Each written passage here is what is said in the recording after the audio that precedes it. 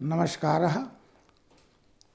E-PG पाठशालायां भवतां सर्वेषां स्वागतं वर्तते।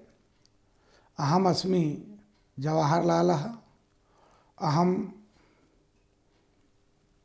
श्री लाल बहादुर शास्त्री राष्ट्रीय संस्कृत विद्यापीठे सर्वदर्शन विभागे सहायक आचार्य पदे नियुक्तोऽस्मि। अद्य वयं शैव विशिष्टाद्वैत दर्शनमधिकृत्य पाठं पठिष्यामः।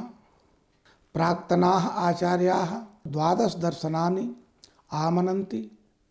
तेषु भेदकारणं च वेद सिद्धान्तानां स्वीकरणम् अस्वीकरणं वा इति अंगीकुर्वन्ति। अस्ति वेदोदितो लोको मतिर्येषां त आस्तिकाः, नास्ति वेदोदितो लोको मतिर्येषां त एव ते।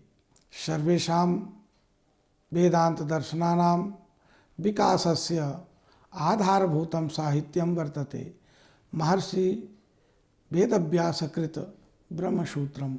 वेदांत दर्शनस्य बीजं यद्यपि उपनिषत्सु साक्षात् उपलभ्यते, तथापि आचार्य शंकरः अस्य दर्शनस्य परिष्कारं कृतवान्। दार्शनिक जगति अद्वैत वेदांत दर्शनस्य प्रतिक्रिया स्वरूपं वेदांत दर्शनस्य विविध संप्रदायानां प्रादुर्भावः जातः।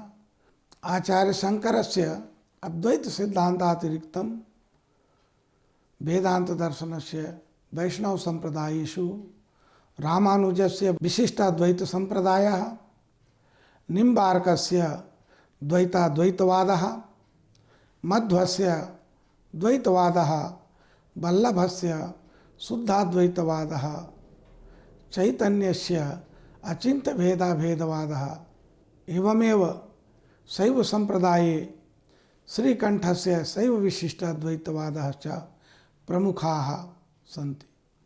तत्र लोकानुग्रह कामनया परमकारुणिकः भगवान् बादरायणः परम पुरुषार्थस्य मोक्षस्य प्राप्त्युपायभूतस्य ब्रह्मसूत्रस्य रचनाम् अकरोत्।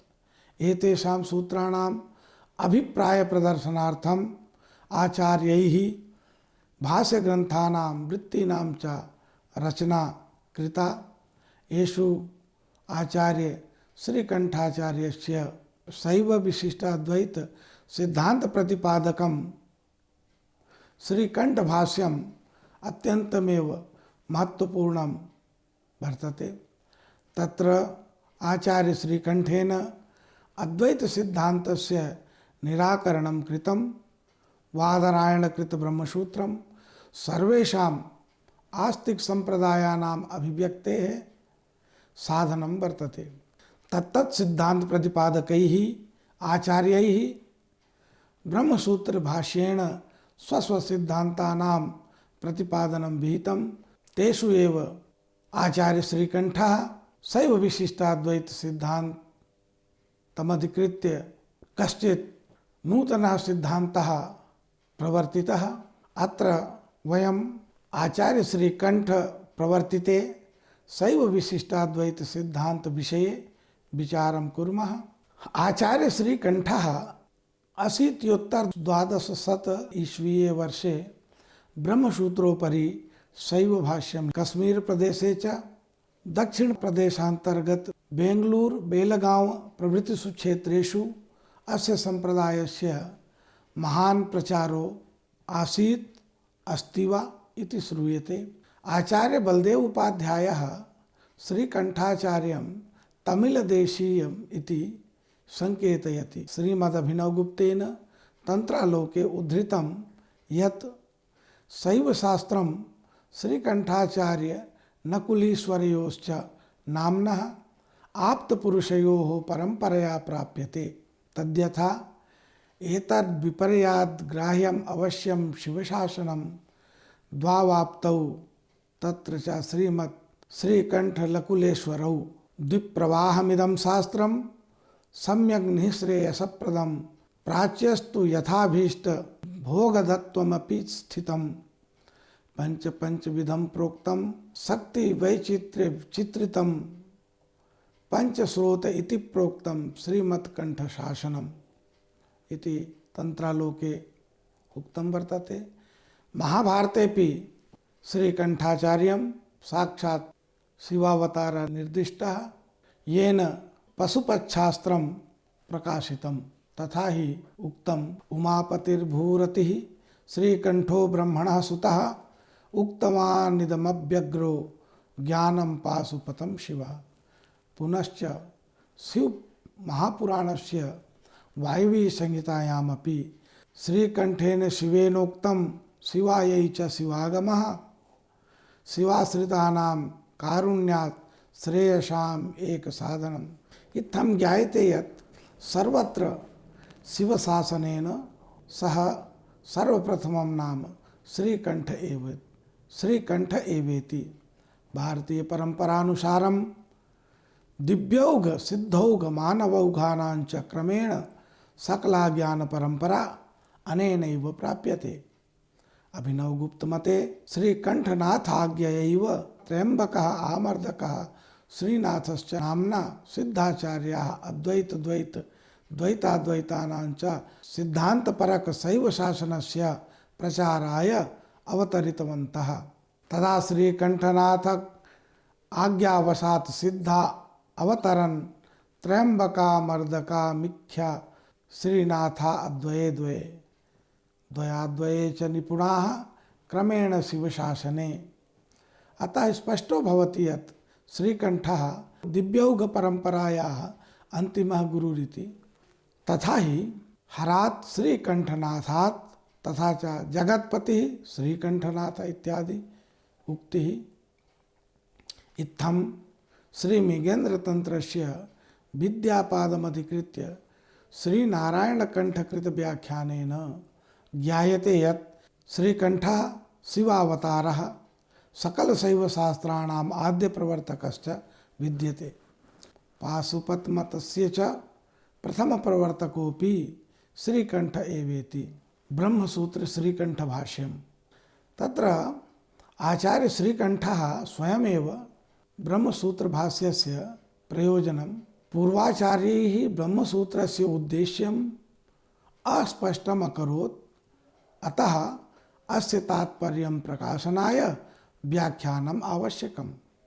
तथा ही उक्तं व्याससूत्रम् इदं नेत्रं विदुषां ब्रह्मदर्शनं पूर्वाचार्यः कलुषितं श्रीकंठेन प्रकाश्यते इति। श्रीकंठभाष्यस्य मंगलाचरणे एव आचार्यैः उक्तं वर्तते। ब्रह्म साक्षात्कारे मोक्ष प्राप्तये वा इदं व्याससूत्रं विदुषां नेत्र सदृशं वर्तते। यो हि ब्रह्म साक्षात्कारः ब्रह्मवाप्तये मुक्तिमार्गे वा पथ प्रदर्शकः। अस्मिन् श्लोके आचार्येण श्रीकंठेन पूर्वाचार्यैः कलुषितम् इति पदं प्रयुक्तम्। तत्र कलुषितम् इति पदेन क्लिष्ट व्याख्यानेन आवृतं तथा च व्याससूत्राणां विशिष्टम् अर्थमपि नोद्घाटितम् इत्याशयः प्रकाशितः वर्तते। यथोक्तं टीकाकारेण श्रीमद् अप्पय दीक्षित महोदयेन शिवार्कमणि दीपिकायाम् एवं भूतम् एवेदं व्याससूत्रजातं प्राचीनैर्व्याख्यातृभिः क्लिष्ट आध्याहारादिना कलुषीकृतम् अविभूत स्वाभाविक प्रसादतां नीतम्। पुनश्च अग्रे उक्तं कलुषितम् इत्यनेन प्राचीन भाष्यादि ग्रंथानां सामान्येन उद्घाटितमपि सूत्राक्षरानुसारित्वं तत्तत्सूत्र व्याख्यानावसरे विशिष्य भाष्यकृता नोद्घाटयिष्यते। पुनश्च आचार्येण व्याससूत्रेषु कृत शैव भाष्योत्कृष्टं प्रदर्शितं श्रीमतां व्याससूत्राणां श्रीकंठीयः प्रकाश्यते। मधुरो भाष्य संदर्भो महार्थो नाति विस्तरः। अर्थात इदं भाष्यं मधुरम्। अत्र मधुर शब्दः रसवाचकः वर्तते। तथा ही मधुरम रसवत् वाचि वस्तुन्यपि रसस्थितः येन माद्यन्ति धीमन्तो मधुनेव मधुव्रताः। अत्र अनेन स्पष्टं भवति अत्र मधुर शब्दः रसवाचकः एव। तैत्तिरीय उपनिषदि अपि रसो वैशः रसं येवायं लब्ध्वा आनन्दी भवति इत्यनेन वाक्येन रसशब्दः आनन्दवाचकः प्रयुक्तः। अनेन ज्ञायते यत् अयं जीवात्मा अयं जीवः वा ब्रह्मणः साक्षात्कारः करोति तदा सः तस्मिन् ब्रह्मणि तल्लीनः भवति। नाम तस्मिन् ब्रह्मणि लीनः नाम तत्र ब्रह्म एव रससदृशः रसः वा इति वक्तुं शक्यते। रसं लब्ध्वा जीवात्मा परमानन्दं प्राप्नोति इत्यर्थः। रसं जीवात्मा भिन्नत्वेन आस्वादयति यतोहि तत्रैव ब्रह्मणि परमानन्दः स्वरूपतः तिष्ठति। पुनश्च अस्य श्रीकण्ठभाष्यस्य महात्म्यं प्रकाशितं वर्तते।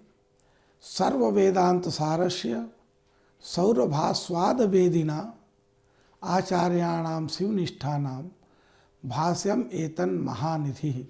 इदं भाष्यं ब्रह्म प्रतिपादकं वर्तते।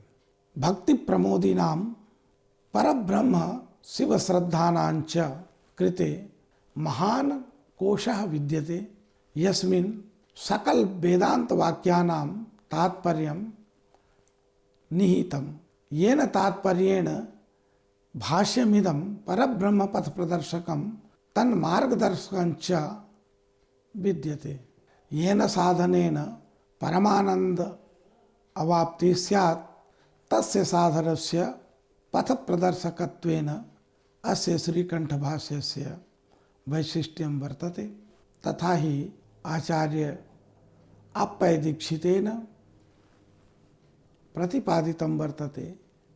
सर्वेषां वेदान्तानां यत् सारस्यं निरत्सय आस्वादनीय रसरूपे परब्रह्मणि तात्पर्यं तत् सौरभमिव।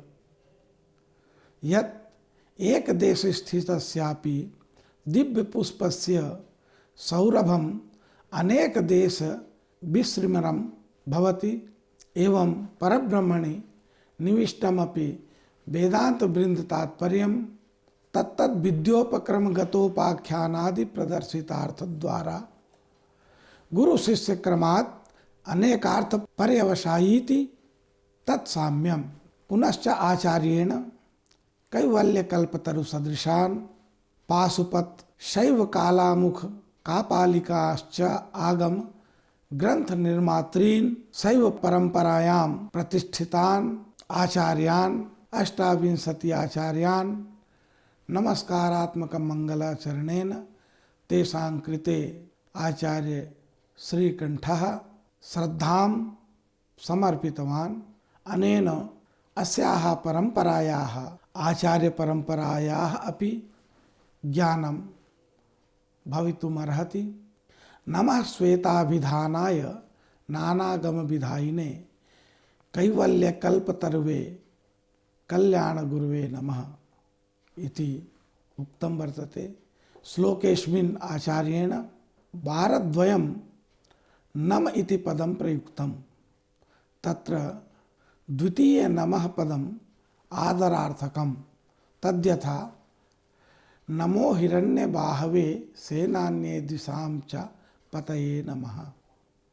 अत्र इदमपि विचारणीयं यत् आचार्य श्रीकण्ठः शैवागमानाम् अनुकरणं करोति। येषां प्रारम्भः पूर्वस्मिन् काले शिवावतारभूतः श्वेतनामकः आचार्यः अकरोत्। एतेषां मते अष्टाविंशति अवताराः श्रीकण्ठात् प्राक् अभूवन्। शिवमहापुराणे वायव्य संहितायां तथा युक्तं तेषां नामानि श्वेतः सुतारो मदनः सुहोत्रः कंकैव च लौंगाक्षिश्च महामायो जैगी सभ्यः तथैव च दधिवाहश्च ऋषभो मुनिरुग्रो त्रिरेव च सुपालको गौतमश्च तथा वेद शिरामुनिः गोकर्णश्च गुहास्वामी शिखंडी चापरः स्मृतः जटामाली चाट्टहासो दारुको लांगली तथा महाकालश्च शूली च दंडी मुंडिश्चैव च सविष्णु सोम शर्मा च लकुलीशेश्वर एव च। ये भी आचार्यैः आगमानां रचना उपनिषदानुसारेणैव कृता इति तेषाम् अभिमतं वर्तते। तथा ही उपनिषदि प्रतिपादितं वर्तते। आचार्य श्रीकंठः तत्र श्रुति प्रमाणैः अपि ब्रह्मणः स्वरूपं स्पष्टयति। श्रीकंठ भाष्यस्य टीकाकारः आचार्य अप्पय दीक्षितः नानागम विधायिने इति शब्दस्य द्विधं व्याख्यानं करोति।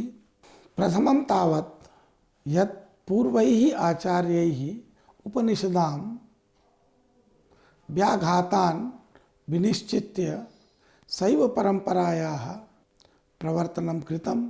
द्वितीयं यत् श्वेतप्रणाली अनेकागमाश्रिताः आसन् तथा ही अस्मिन् पक्षे नानागम विधायिने इत्यस्य नानाविध पशुपताद्यागम निर्मात्रा इत्यर्थः।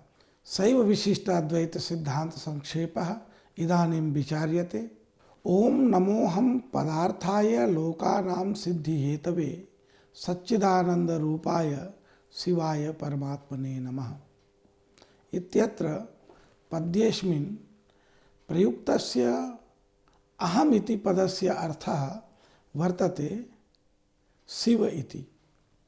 स एव शिवः समेषाम् अंतरात्मा वर्तते। शिवः सच्चिदानंद स्वरूपः आदिमध्यांत विहीनत्वात् सत् वर्तते। अत्र इदमपि विचारणीयं यत् अस्मिन् पद्ये विशेषणचतुष्टयं शिवं द्योतयति।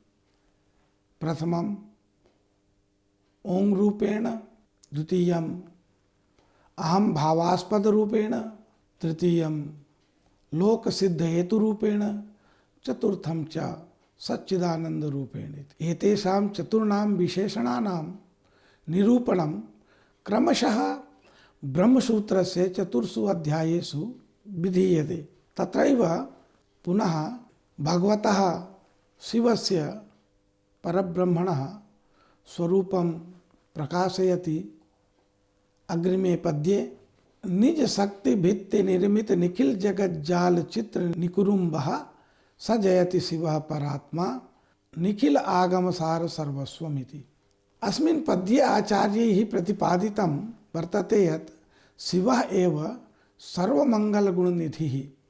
स एव जगत् प्रतिपालकः, चेतना चेतन प्रपंच व्यवस्थापकः, सर्वदा विजयद्योतकः, निखिल आगम सार सर्वस्वम् इति।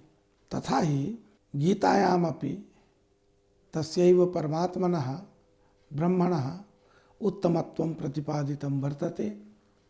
उत्तमः पुरुषस्त्वन्यः परमात्मेति उदाहृतः यो लोकत्रयमाविश्य विभर्तव्येमीश्वर। अत्र किं नाम शिवत्वं, किं च तस्य स्वरूपम् इति विषये आचार्याः वदति। अनादिमल संश्लेष प्रागभावात् स्वभावतः अत्यंत परिशुद्धात्मा शिवः इत्यभिधीयते। अथवा अनंत कल्याण गुणैक धन ईश्वरः शिव इत्युच्यते सद्भिः शिव तत्त्वार्थवेदिभिः। ये शिव तत्त्ववेत्तारः सन्ति ते शिवम् एव अनंत कल्याण गुण निधिं मन्यन्ते। स च शिवः अखिल कल्याणाय प्राणिनां जगत मोक्ष हेतवे नानावतारं धारयति। पुनश्च आचार्येण श्रीकंठेन आशीर्वादात्मकेन मंगलेनापि सर्वेषां प्राणिनां कल्याणं शिवानुकंपया च प्रतिपादितं वर्तते ब्रह्मसूत्रस्य श्रीकण्ठभाष्ये। भवतु सता भवतां सिद्धयै परमात्मा सर्वमङ्गलोपेतः चितचिन्मयः प्रपञ्चः शेषो शेषेऽपि यस्यैष।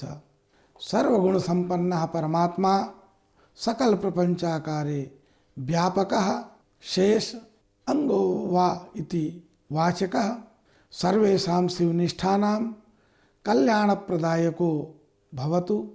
स एव परमात्मा शेषस्वरूपम् अंगीस्वरूपं वेति। तत्र उक्तम् अप्पय दीक्षितेन परमात्मा परा उत्कृष्टा माँ लक्ष्मीर्यस्य तथा भूत आत्माशवः भवतानुग्राह्यत्वेन सन्निहितानां श्रोतॄणां सिद्ध्यै अभिलषित सकल फलवाप्तये भवतु। एवमेव वयं पश्यामः आचार्य श्रीकण्ठः सर्वेषां शैव विशिष्टाद्वैत सिद्धान्तानां सारभूतं तत्त्वं श्रीकण्ठभाष्यस्य मंगलाचरणे एव प्रतिपादितं वर्तते। तत्र मंगलाचरणस्य प्रथमे एव श्लोके मंत्रे आचार्यः श्रीकण्ठः अहं पदार्थरूपेण शिवस्य स्तवनं करोति। स च शिवः सच्चिदानन्दस्वरूपं वर्तते। तत्र आचार्यः स्पष्टयति यत् इदं व्याख्यानम् उपनिषदः वेदस्य च सारभूतं वर्तते। आचार्य श्रीकण्ठः शिवस्य विवेचनम् अहं तत्त्वरूपेण करोति। सामान्यतया सच्चित् आनंद रूपाय अयं शब्दः महेश्वरस्य गुणाः एव सन्ति। ब्रह्म शब्दस्य अर्थं करोति। तत्र पुनः सकल चिदाचित् प्रपंचाकार परम शक्ति विशिष्टा द्वितीय वैभव सकल निगमागम सामरस्य निधान भव सर्व शिव पशुपति महेश्वर महादेव रुद्र शंभु प्रभृति पर्यायवाचकः शब्दसारः प्रकाशितः परम महिमा विलासः स्वशेष भूत निखिल चेतन समुपास नानुगुण समुदित निज प्रसाद समर्पित पुरुषार्थ परब्रह्म। अर्थात स एव ब्रह्म शिवः स्व अष्टाभिधानेन राजते। तत्र जन्माद्यस्य यतः इत्यनेन सूत्रेण ब्रह्मणः तटस्थलक्षणं कृतं वर्तते। अतः अत्र यत् सर्वज्ञत्वं नित्यतृप्तत्वम् अनादिबोधत्वं स्वतंत्र अलुक शक्तिमत्वम् अनंत शक्तित्व गुणयुक्तं तटस्थलक्षणं भव सर्व ईशान पशुपति रुद्र उग्र भीम महादेवादि अष्टाभिधानेन युक्तः स एव शिवः वर्तते। उक्तं हि परब्रह्म धर्मत्वेन च स एव आनंदो ब्रह्मेति प्रचुरत्वात् ब्रह्मत्वेन उपचर्यते। तादृशानंद भोग रसिकं ब्रह्म नित्य तृप्तम इत्युच्यते। स एव जगतः कारणम् एवं भूत महिमा संपन्ने ब्रह्मणि उपादान कारणत्वं निमित्त कारणत्वं च उभे एव वर्तेति। बृहत्वाच्च तत् ब्रह्म शब्देन अपि अभिहितं वर्तते।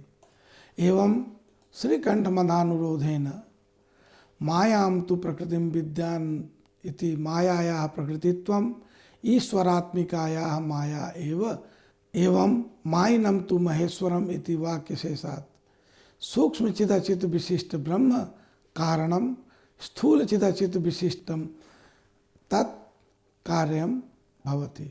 अत्र पुनः जिज्ञासा जायते ईश्वरः जगतः सृष्टिं किमर्थं कृतवान्? जगत् सृष्टौ ईश्वरस्य कोऽपि अनुरागः अस्ति न वा इति। तत्र उच्यते जगत् सृष्टौ ईश्वरस्य न कोऽपि अनुरागः। ईश्वरस्य इदं नैतिक दायित्वं वर्तते। नाम अत्र यद्यपि ईश्वरः जगतः उपादान कारणं तथापि सः न केनापि प्रकारेण जागतिक पदार्थेभ्यः लिप्तः भवति। जगदुपादान निमित्त भूतस्यापि परमेश्वरस्य निष्कलम निष्क्रियम इत्यादि श्रुतिभिः निर्विकारत्वमपि उपपाद्यते। अनंत ब्रह्म शिवः चिदचिदोः सूक्ष्म शक्त्या संयोजितत्वात् शिवः एकः एव सृष्टेः आरंभे अनया चिच्छक्त्या सृजनात्मिकायाः मायायाः प्रादुर्भावः भवति, सा एव जगतः उपादान कारणं भवति। अनेन उपादान कारणेन चतुर्णां तत्त्वानां प्रादुर्भावो भवति। शक्ति सदाशिवः महेश्वरः शुद्ध विद्येति, ततश्च मायायाः प्रादुर्भावः भवति। सम्मिश्रणेन सा च वस्तुतः जगतः उपादान कारणं। ततश्च कालः नियतिः विद्या रागः आत्मादि उत्पद्यन्ते। अपरस्मिन् क्रमे अशुद्ध मायया प्राणिनां शरीरम् उत्पद्यते। बुद्धिः अहंकारः मनः एकादशेन्द्रियाणि स्थूलभूतानां कारणानि तन्मात्राणि च उत्पद्यन्ते। एवं षट्त्रिंशत् तत्त्वानाम् उत्पत्तिर्जायते। यद्यपि सच्चिदानन्दः शिवः अपरिवर्तनीयः, तथापि ब्रह्मणि चिच्छक्तिः भौतिक शक्तिश्च वर्तते, येन स जगत् सृजति। ब्रह्मणि चिदचित् प्रपंच रूपा शक्तिः विशिष्टत्वं स्वाभाविकमेव चिदाचिन्नियामकं ब्रह्मेति विज्ञायते इति श्रीकंठ भाष्ये उक्तं वर्तते।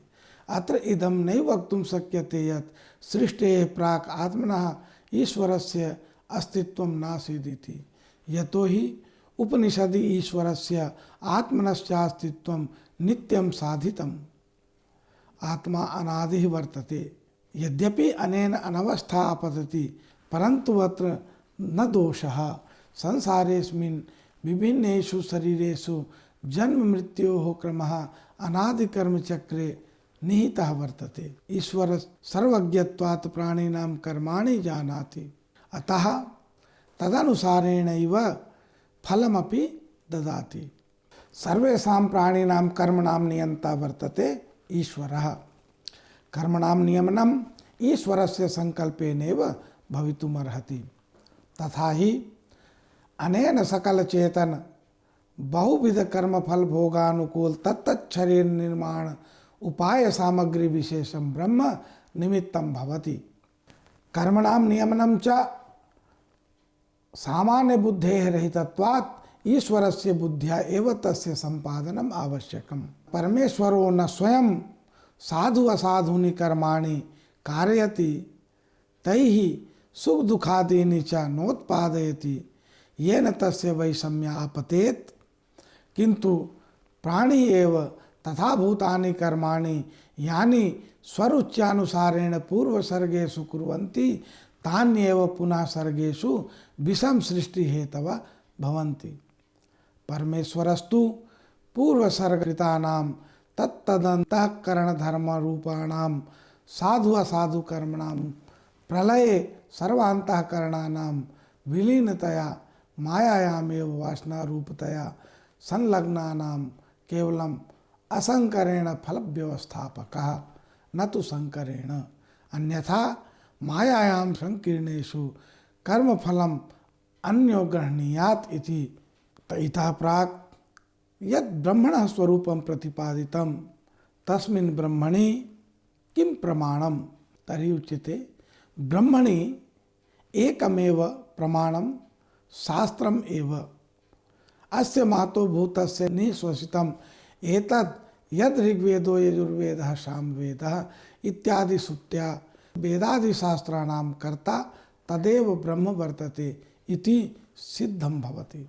अष्टादशानाम् एतासां विद्यानां भिन्न ब्रह्मणाम् आदिकर्ता कवि साक्षात् शूलपाणिरिति श्रुतिः। सृष्टेः प्राक् ब्रह्मणि विलीनस्य वेदानां रचना परमेश्वरः आनुपूर्वी वर्णानुरूपं करोति, अतः वेदानाम् अपौरुषेयमपि सिद्धं भवति। सर्वविषयावभासकानां वेदानां कर्तृत्वात् ईश्वरस्य सर्वज्ञत्वमपि सिद्ध्यति। इदानीं विषयसंग्रहः प्रस्तूयते। अत्र वयं जानीमः यत् भारतीयदर्शनानां चरमं लक्ष्यं वर्तते प्राणिनां त्रिविध दुःखेभ्यः एकांतिक आत्यंतिक निवृत्ति तच्च एकांतिक आत्यंतिक निवृत्ति वेदांत अध्ययनं विना नैव संभवति यतो हि वेदानां सारभूत तत्वरूपेण विराजते वेदांत दर्शनम। तत्र इदमपि ज्ञातं यत् भारतीय दर्शनेषु वेदांत दर्शनस्य स्थानम् अत्यन्तमेव मूर्धन्यं वर्तते। वेदांत दर्शने बहवः संप्रदायाः वर्तन्ते, तेषां मतानां ज्ञानमपि परमावश्यकं भवति इति धिया अस्मिन् पाठे शैव विशिष्टाद्वैत दर्शनमादाय विचारः कृतः।